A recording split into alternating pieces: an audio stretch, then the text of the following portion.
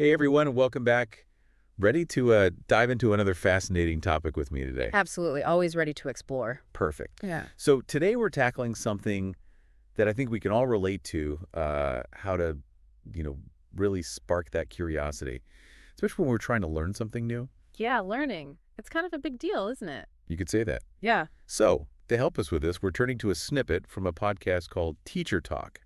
They had an elementary school teacher on, Miss Anya Sharma. Oh, I've heard of her. She's known for her creative approaches in the classroom. Exactly. And she shared this really simple but powerful technique. I'm intrigued. It's called, get this, the I wonder routine. I wonder. Okay, I'm listening. So imagine this. Yeah. Instead of starting a lesson by, just telling students what they need to know. Right. The traditional lecture format. Yeah, exactly. Ms. Sharma flips the script. She starts by asking questions. Oh, interesting. So she kind of turns it back on the students. Yeah. She uses like a captivating image or a short story to kind of, grab their attention. And then she hits them with, I wonder. I wonder. I like Uh, it. It's almost like a playful invitation. right. And gets them thinking, Mhm. makes them active participants in the learning process. Which is huge. It's not just passively absorbing information. They're engaged. They're curious. Yeah, it reminds me of, how we were saying earlier about how adults learn best when they're driven by their own questions? Oh, absolutely. I mean, think about it. When you're genuinely curious about something, you're way more likely to dig deeper to really understand it. Exactly. And that's what this I wonder routine is all about. It's about tapping into that innate curiosity that we all have. So instead of just giving kids the answers, she's guiding them to ask the right questions. And in the process, they're building their own understanding. I love that. It's very much in line with constructivist learning theories, where the emphasis is on the student constructing their own knowledge. And it sounds like this I wonder thing can be used for pretty much any subject, right? Not just like science or math. Oh, absolutely. Think about history, for example. Hmm. Instead of just listing dates and facts, you could start with something like, I wonder what daily life was like for a Roman soldier. Oh, I see what you mean.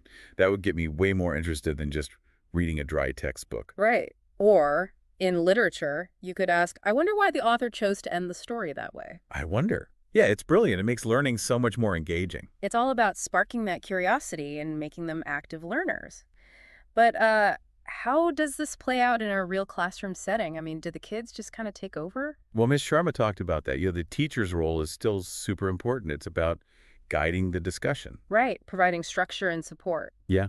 But the cool thing is the lesson is actually shaped by the students' questions. So it's like a collaborative learning experience. Exactly. And that's where formative assessment comes in. Aha, formative assessment. So the teacher is using the students' questions to gauge their understanding. Right.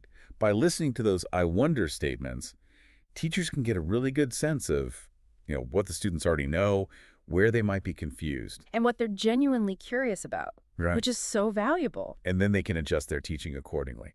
So it's not just about sparking curiosity. Those I wonder statements are actually powerful assessment tools. Exactly. It's like a two-for-one deal. You're getting kids excited about learning, and you're gaining insights into their understanding at the same time. And it's not about grades or tests. It's about meeting the students where they are and helping them grow.